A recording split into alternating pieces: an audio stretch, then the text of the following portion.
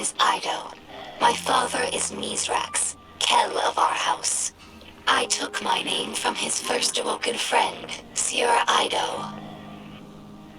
As scribe for the House of Light, it's my job to preserve our house's history, so that hatchlings may one day learn our stories. Mizrax Kel requested that I leave some records for the humans of the last city, so they might learn about Elixni culture in their own time.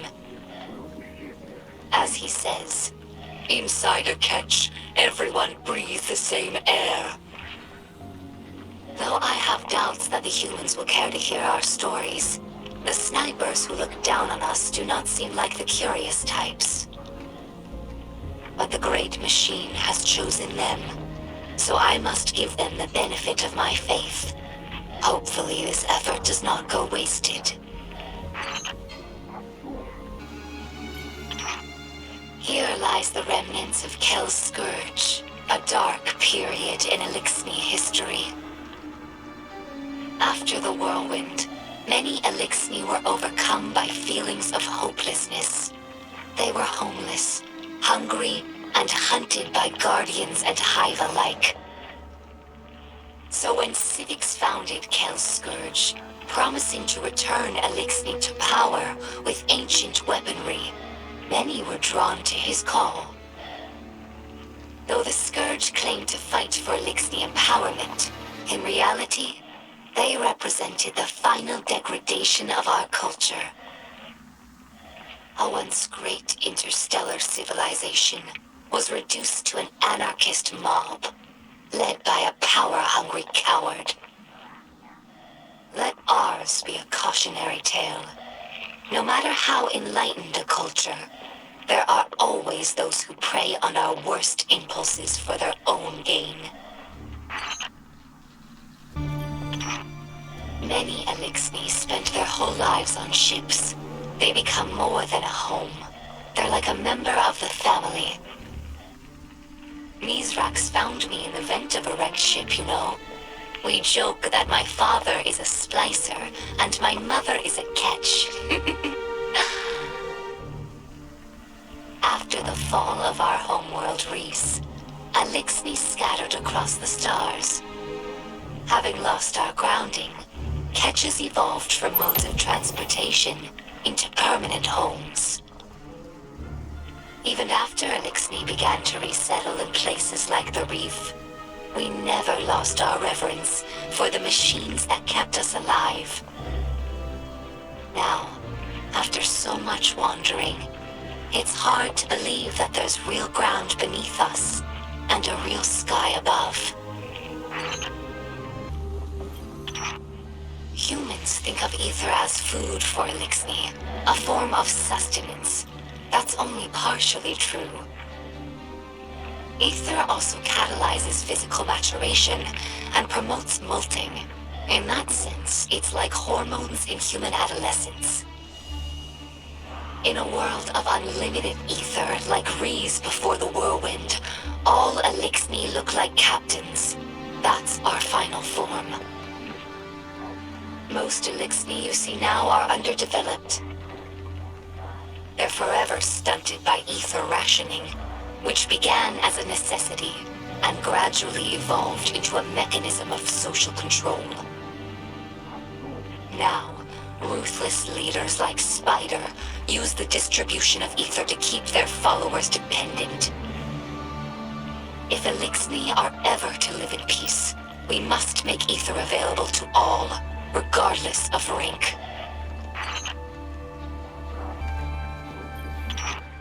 Elixni houses are more than tribes for sharing work and resources. They also represent living philosophies. In many ways, the House of Light is traditional. We worship the Great Machine and we embrace ancestral roles like splicers and scribes. But in other ways we're different. My father Mizrax is Kel of our house, but he does not act as past Kels. He does not take more than his share of ether, and he does not punish by docking limbs. These are radical, but popular ideas in our house. However, Mizrax Kel also believes in peace and cooperation with humanity. This is less popular. Everyone in our house has seen Elixni killed by guardians. Not just warriors, but innocents and hatchlings. I lived for many years among the Awoken, and understand that humans do good things as well. Sometimes. But the others in the House of Light have not been so lucky in their allies as I have. It will take time to earn their trust. Some Elixni tell hatchlings that these wards keep guardians from attacking us in our sleep. We know this is not true, of course, but it helps hatchlings to rest peacefully. Soon enough, they must learn that the guardians cannot be stopped by such things. That they cannot be stopped at all, even by death. After that, the ward changes meanings. For grown Elixni, it's a reminder that the Great Machine blesses life givers and killers alike. But now that we have seen the guardians among their own people, taking orders and making awkward small talk, I don't think this tradition will continue in the House of Light. We no longer see guardians as monsters, just people, frightened and misguided. During our Golden Age, the Elixni civilization spanned many star systems, farther than humanity could imagine.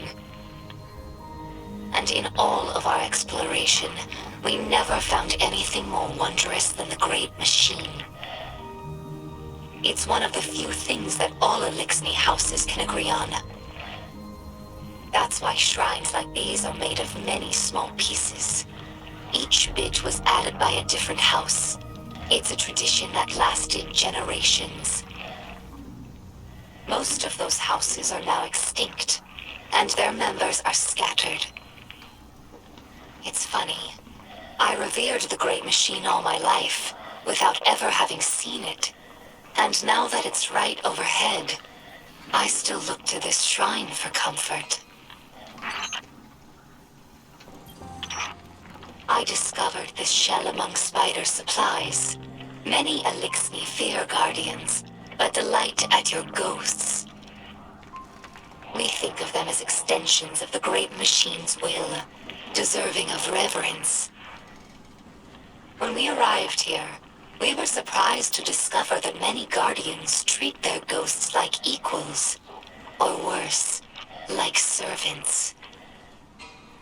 Guardians throw their lives away for sport, in games like Crucible or Gambit, taking the miracle of resurrection for granted. As if ghosts needed the humans and not the other way around. Elixni have had their blessings from the Great Machine, it's true, but we've never known the power that ghosts grant humanity.